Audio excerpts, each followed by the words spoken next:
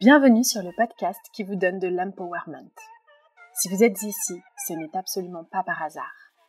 Je suis Laurita et ma mission est de vous guider vers une vie plus consciente, plus alignée et plus harmonieuse. Je vous diffuse chaque jour de l'inspiration et partage mes réflexions pour vous permettre d'incarner la personne que vous méritez d'être. Si ce podcast vous plaît, je vous invite à le partager, à le noter avec la note qui vous semble la plus juste et à vous abonner pour ne rien louper. Bonjour à tous! Aujourd'hui nous allons parler poker et évidemment comme d'habitude développement personnel et on va voir quels sont les enseignements que l'on peut tirer du poker. La vie c'est vraiment comme un jeu de poker. Vous devez jouer avec la main qu'on vous a distribuée et le joueur fort peut gagner avec une main faible.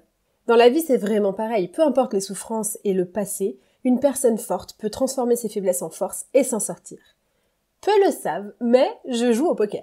Alors, je suis loin d'être une championne. Néanmoins, j'apprends chaque jour et je trouve ça fascinant à quel point le poker et les techniques utilisées dans le poker sont applicables au quotidien. Donc pour mes poker players, n'hésitez pas à rajouter en fin d'épisode ou en commentaire ce que le poker vous a appris à vous, et ceux qui n'ont jamais joué, laissez-moi vous guider dans le jeu de la vie à travers les leçons du poker.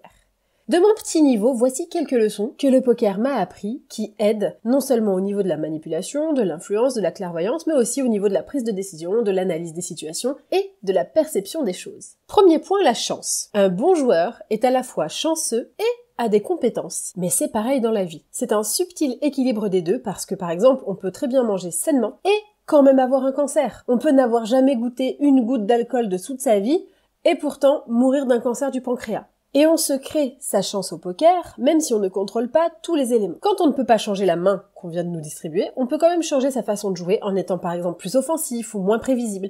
Pareil dans la vie, quand on ne peut pas changer le passé, on peut changer ce que l'on en fait. On ne peut pas contrôler certaines situations, mais on peut impacter le résultat. Exemple, vous aviez prévu une super après-midi via ferrata, mais il pleut à torrent. On ne peut rien y changer. Par contre, vous pouvez valider que c'est une journée pourrie en restant chez vous à pester, ou bien vous pouvez utiliser un plan B, c'est-à-dire sortir les plaids, les pop-corn et vous mettre devant Amores Perros. Si vous ne l'avez pas vu, je recommande vivement ce film, c'est une folie. La dernière fois, à la salle de sport, j'entendais 2 filles gossiper sur une troisième en disant qu'il avait eu de la chance d'avoir été promu. J'ai envie de vous dire que la chance pure, pour moi, n'existe pas. Je crois qu'on crée sa chance à travers des compétences et à travers plein d'autres critères. S'en remettre à la chance, c'est quelque part se déresponsabiliser des choses et enlever la responsabilité des autres dans leur succès ou leurs échecs. Et c'est pas forcément vrai. Il y a des choses qu'on peut contrôler. Si vous n'avez pas été promu, peut-être que ce sont vos compétences pures et dures qui vous ont fait défaut. Ou peut-être votre apparence. On n'a qu'une chance de faire une bonne impression, n'est-ce pas? Ou autre. Vous pouvez vous améliorer et mettre toutes les chances de votre côté, donc améliorer vos compétences, vos soft skills pour atteindre vos objectifs, et peut-être que vous n'aurez quand même pas le poste parce que oui, parfois quand même, le facteur chance entre en jeu, et on n'y peut rien. Par exemple, si le fils du patron postule au même moment que vous, sur le même poste que vous, ou bien qu'il y a par exemple un gel des embauches soudain. Mais en tout cas, vous pouvez miser sur vos forces. Deuxième point, la précision. On ne peut pas partir du principe en poker qu'un joueur bluffe. Par définition. Peut-être que c'est un joueur qui bluffe souvent, alors on va partir du principe qu'il bluffe. Non. Il faut considérer les stats et les probabilités. J'en parlerai plus tard, mais se fier uniquement à son intuition, même dans la vie, ou ce que l'on croit observer chez l'adversaire, c'est une erreur. Et ça mène souvent à sa perte en poker, et dans la vie à des conflits ou à du ressentiment. Dans la vie, il s'agit donc d'observer tous les paramètres que l'on peut analyser pour ne pas faire de suppositions, et ça rejoint l'accord Toltec que vous adorez tous, ne pas faire de suppositions. Et se méfier des perceptions. Quand on joue au poker, il y a autour de la table forcément quelqu'un qui va gagner. Et les autres, ce seront tous des perdants. Tout le monde joue en pensant qu'ils vont gagner. Et évidemment, on ne peut pas se baser sur il bluffe. Ne pas faire de suppositions, c'est une des règles importantes du poker et dans la vie. On a l'impression d'avoir toutes les infos, mais il nous en manque. Une cruciale au poker, c'est la main de l'autre, et dans la vie, c'est l'histoire, la perception, les traumas, les raisons, etc. de l'autre. Quand on commence une partie de poker, on n'a aucune information sur les autres joueurs, ni sur les cartes qu'ils possèdent. À chaque tour de mise, on va peut-être venir engranger quelques micro-informations, c'est-à-dire les cartes qu'ils n'auront plus et qu'ils auraient pu avoir, et à chaque main, on va venir aussi analyser des informations un peu plus grandes, telles que par exemple l'agressivité, ou est-ce que les joueurs sont plutôt conservateurs, est-ce qu'ils sont plutôt effrayés, ou peut-être qu'ils suivent coûte que coûte, et à quel point ils sont analytiques ou émotionnels, leur rictus, etc. C'est exactement pareil dans la vie. Le poker, pour moi, c'est vraiment un jeu entre humains. et d'humain. Nous avons rarement une vision complète de l'autre ou de la situation et nous ne savons pas vraiment ce que les autres veulent ou comment ils réagiront à nos actions. Par exemple, non, je vais pas lui dire ça parce que ça va le blesser, ou si je lui dis ça, il ne me fera plus jamais confiance. nous n'en avons absolument aucune idée. La différence entre la vie et le poker, c'est que nous pouvons communiquer dans la vie et que personne ne perd à dévoiler ses cartes ou son mode d'emploi. Comme je vous le disais dans un précédent épisode, vous êtes une armoire Ikea et vous êtes livré avec un mode d'emploi que vous pouvez décider ou non de donner à votre entourage pour qu'il vous comprenne mieux, qu'il ne vous blesse pas et qu'il sache ce qui est important pour vous. Au poker, on ne va évidemment pas divulguer ses cartes. Autour d'une table de poker, il n'y a que des gens qui pensent pouvoir gagner, à la base. Bon, au fur et à mesure, le jeu épure un peu, mais j'ai toujours trouvé ça super bizarre de se dire que comment autant de personnes peuvent-elles se tromper en même temps? Et qu'est-ce qui fait qu'elles ne comprennent pas qu'elles ne peuvent pas gagner? Qu'est-ce qui me rend, moi, différente de ces personnes-là? Et franchement, je me pose encore ces questions. Est-ce que c'est de l'ego? Je pense que c'est plus profond que ça. Nos perceptions de si on gagne ou si on perd, même dans la vie, n'est jamais exacte. D'ailleurs, si je vous demande de décrire la réussite, elle sera complètement différente pour chacun d'entre nous. Certains pensent que de réussir, c'est d'avoir assez d'argent pour mettre sa famille et les générations futures à l'abri, mais d'autres pensent que réussir, c'est être bien, avec peu, dans la nature, entouré de ses amis. La perception est remplie de biais et d'illusions. Et j'ai réalisé que je voyais souvent ce que je voulais voir, je dessinais involontairement les mêmes schémas encore et encore, et la perception est remplie de biais et d'illusions. On voit souvent ce qu'on veut voir, et parfois, on se retrouve machinalement dans les mêmes schémas quand on ne s'en rend pas compte. Comme je vous le disais précédemment, peut-être que c'est un peu contre-intuitif dans certaines situations. C'est important de se distancer de son intuition et de se méfier de ses instincts primaires. Toujours se rappeler que ce qu'on pense être une certitude n'en est pas forcément une. C'est un peu comme écouter ses émotions et avoir la flemme. Dans le développement personnel, tout le monde vous dit oui, il faut absolument embrasser tes émotions, laisse-les venir, etc. Fine. Par contre, quand t'as la grosse flemme de te lever de ton canapé, par exemple, ça peut te mener à ta perte ou ça peut te faire des erreurs au bout d'un moment. Si vous écoutez trop votre flemme, vous n'irez nulle part. Autre point, prendre des risques. Vraiment, une leçon les plus importantes de la vie, c'est qu'il faut savoir prendre des risques, mais des risques maîtrisés. Pas des risques qui vont vous mettre à la rue, mais des risques parce que sans se mouiller, sans sortir de sa zone de confort, sans se faire violence, sans faire d'efforts, rien ne se passe.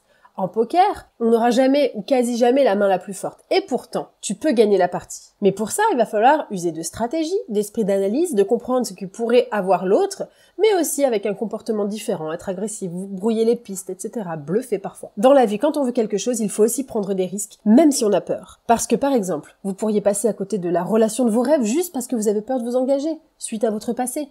Ou vous pourriez avoir peur de postuler à une offre juste parce que vous pensez ne pas avoir les compétences, on en parle dans l'épisode sur l'autosabotage. Ou bien vous pourriez par exemple décider d'investir dans l'immobilier et devenir rentier. Mais l'immobilier c'est ainsi un risque. La plus-value est incertaine, le marché économique, les lois, etc. peuvent tout faire capoter, comme tout faire réussir. Donc prendre des risques modérés permet de vivre une vie plus palpitante et personnellement, de mon expérience au poker, créer de belles surprises et opportunités. Quand on prend des risques, on est souvent récompensé s'ils sont assez réfléchis. Si on en revient aux émotions, faire taire ses émotions parfois, ça fait du bien au poker, évidemment. Parce que si vous vous mettez à transpirer ou à éclater de rire si vous tirez une bonne main, vous êtes grillé. Et dans la vie, parfois, ça vaut aussi le coup de faire taire ses émotions. Et je vous en parle sur l'épisode sur le fait d'être insécure. Le poker face, c'est aussi hyper utile dans certaines situations. Et comment faire pour faire taire ses émotions? Eh bien pour cela, notre meilleur allié, ce sont les routines. Parce que quand on est dans une routine, il n'y a plus la place pour les émotions.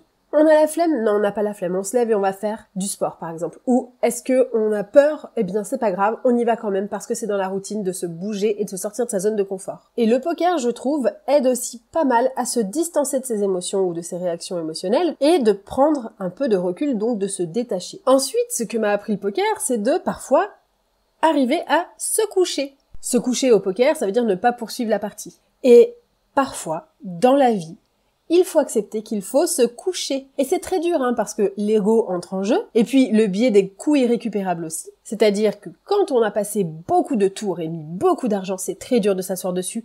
Si l'autre, par exemple, met all-in. Pour autant, mieux vaut perdre ce qu'on a déjà misé que la totalité. C'est pareil dans la vie. Parfois, il faut savoir renoncer à des relations ou un projet même si on a mis tout notre argent dedans. Par exemple, vous le savez, j'ai monté ma marque de maillots de bain menstruels et à la fin, j'étais très peu satisfaite du produit final. Je trouvais qu'il coûtait beaucoup trop cher pour la qualité fournie et j'ai su m'arrêter à temps. Et je pense que c'est une des choses dans la vie dont je suis la plus fière, d'avoir réussi à mettre un stop à un projet dans lequel j'avais mis énormément de ressources, d'argent, de temps, d'énergie. Donc, conseil, partir du principe comme au poker que dans la vie, vous allez perdre, mais que c'est comme ça qu'on devient meilleur. Et c'est aussi ok d'accepter de ne pas continuer dans une voie qui n'est pas la nôtre. Ensuite, nous avons le fait d'embrasser l'incertitude. Alors le poker, c'est vraiment l'incertitude par excellence. Je vous l'ai déjà dit dans d'autres épisodes, mais franchement, on doit tomber amoureux de l'inconfort et de l'inconnu. Quand on joue au poker, on apprend à vivre dans l'incertitude. On apprend à s'installer dans des variances, à trouver du réconfort dans l'aléatoire, parce qu'on n'est pas aux commandes. Il n'y a rien d'autre à faire que de continuer à avancer et de continuer de prendre la prochaine main et de bien la jouer. Aller de l'avant, c'est la seule chose que vous pouvez faire et c'est exactement pareil dans la vie. La vie est faite d'incertitudes, qu'on se le dise. La seule chose qu'on connaît vraiment, et encore ça dépend pour qui, c'est soi-même. Examinez-vous. Vos forces, vos faiblesses, vos points faibles, ce qui vous déclenche, que savent les autres sur vous que vous ne savez pas, que perçoivent les autres de vous. Si vous n'êtes pas prêt à affronter vos propres défauts, alors vous n'avez aucune chance, ni au poker, ni dans la vie. Vous ne contrôlez rien si ce n'est vous-même. Le reste, c'est aléatoire dans la vie. Ce sont des circonstances extérieures. Donc, pour naviguer dans la vie, il faut lâcher prise, se détacher, comprendre que certaines situations ne sont pas de notre fait. Arrêter de vouloir contrôler les gens, de vouloir les orienter, juste les accepter comme ils sont, prendre la vie comme un jeu de cartes. Ok, voici les cartes que j'ai dans la main. Qu'est-ce que j'en fais? Je ne sais pas ce que les autres croient que j'ai, je ne sais pas ce qu'ils croient qu'ils ont, je ne sais pas ce qu'ils ont, je ne sais pas ce qu'ils pensent avoir, je ne sais pas ce qu'ils croient que je pense avoir. Donc, je joue selon mes propres principes, selon mes forces, et je fais de mon mieux et j'accueille l'imprévu parce que c'est lui qui rend la vie palpitante. Si tout était déjà écrit, tout coulerait de source tout le temps, qu'est-ce qu'on s'ennuierait? La vie est faite pour être expérimentée. Et avec les bases solides que vous avez et que vous êtes en train de solidifier encore plus, vous pouvez absolument tout traverser, vous pouvez tout réussir, vous pouvez vous relever de tout, et la preuve c'est que vous avez survécu aux pires situations que vous avez rencontrées. Autre leçon qui est très intéressante au poker et dans la vie, c'est le fait de penser par soi-même. Peut-être la toute première leçon qu'on apprend en commençant à jouer au poker, tout le monde ment, ou tout le monde a des névroses, où tout le monde parle de son propre spectre. Et j'irai même plus loin, je dirais qu'il n'y a pas vraiment de vérité. Tout le monde vous partage des trucs, moi la première. Vous partage des théories, vous partage des informations, des conseils, etc. Mais presque tout le monde a tort, qu'on se le dise. Par exemple, en développement personnel, au départ, tout le monde te disait qu'il fallait brûler de la sauge, avoir des pierres énergétiques, réaligner ses chakras, faire du yoga, méditer, faire du journaling, lire 5 minutes par jour, coucou le Miracle Morning. Mais en fait, tout ne vous est pas adapté. Pour certaines personnes, la méditation, ça n'est pas se mettre sur un coussin et se concentrer sur sa respiration. Par exemple, certaines personnes nagent pour méditer, ou elles font une activité physique pour se vider la tête. Chacun a un mode d'emploi différent. Et donc, penser par soi-même, c'est absolument primordial parce que de toute façon, personne ne vous connaît mieux que vous-même.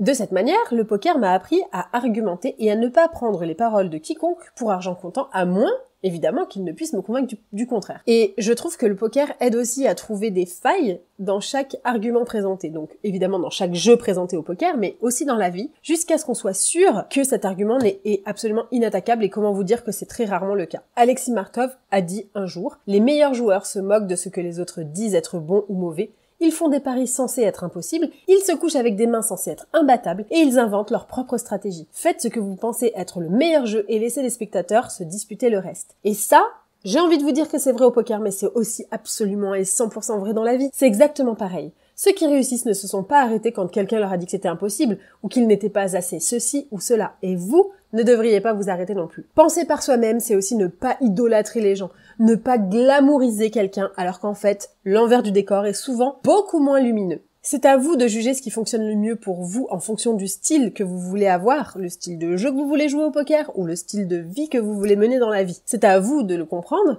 et vous ne pouvez pas vous fier à la parole de quelqu'un d'autre. Et je vous en parle d'ailleurs dans ce que vous voulez vraiment. Ensuite, alors ça c'est très propre au poker, mais ça s'applique aussi dans la vie, c'est que beaucoup de gens, notamment par exemple les entrepreneurs que je coach, quand on crée son entreprise, on dépense beaucoup d'énergie à ne pas perdre, ou à ne pas être banqueroute, ou à ne pas échouer, mais aucune énergie à gagner ou à réussir. Bien souvent dans la vie, on est plus animé par la peur de l'échec que par le désir de victoire. C'est un peu pareil au poker. Au poker, pour jouer, il faut jouer pour gagner. C'est difficile à accepter, en raison de notre aversion naturelle à la perte, c'est clair. Mais si vous voulez être un joueur performant, vous devez jouer pour gagner. Et dans la vie, si vous voulez avoir une vie riche, palpitante ou réussir vos projets, vous devez vous conditionner pour réussir. Et donc, pour réussir, il faut oser, il faut faire des choses différemment, adapter son jeu, son état d'esprit, comme je vous l'explique d'ailleurs dans l'alter ego. Dans la vie, il faut vivre pour gagner, gagner en expérience, en moments de qualité, en joie. Et donc, pour gagner en joie, vous devez agir. Pareil au poker, on joue au poker pour gagner, sinon ça n'a aucun intérêt. Autre point, l'horloge. Tic-tac, tic-tac. Notre temps sur Terre n'est pas illimité. Et attendre que plus tard, quand j'aurai ça, quand il me donnera ça, quand ce sera comme ci ou comme ça, quand le contexte le permettra, quand je serai à la retraite, quand ci, quand ça, c'est vraiment pas une stratégie gagnante. Attendre que quelque chose se passe ne vous mènera nulle part, alors que agir et accepter les risques liés à ce désir d'agir vous fera avancer. Évidemment, on va faire face à des défaites, évidemment qu'on va se manger des portes et toute personne successful aujourd'hui s'est mangé 1000 portes avant d'y arriver. Parfois, on va pas arriver à atteindre ce qu'on veut, mais c'est pas grave parce que le but c'est de profiter de l'expérience qu'on a vécue pour y arriver. Le chemin, les amis. Donc, essayer de gagner, c'est bien plus important que d'essayer de ne pas perdre. Au début de la partie, on apprend à connaître les autres joueurs et leur style de jeu. Et lorsque les blindes augmentent, et que tout le monde commence à ressentir la pression, les bons joueurs de poker augmentent leur niveau d'agressivité. Ça veut dire qu'ils s'adaptent à leur situation et qu'ils répondent en conséquence. Autre point, c'est l'adaptation hédonique. Le poker et la vie nous prouvent à maintes et maintes reprises qu'il n'y a pas de but final. Que vous ayez atteint votre objectif de poids, de carrière ou un certain montant sur votre compte en banque ou landé par exemple un homme, votre niveau de bonheur reviendra exactement comme avant, après l'euphorie du gain bien entendu. C'est pareil en poker, il n'y a pas de fin. Que vous atteigniez un sommet, que vous deveniez pro, que vous gagnez un tournoi, que vous soyez le champion du monde, ou même dans la vie si vous avez atteint un objectif perso, après, eh bien malheureusement il ne se passe rien de particulier.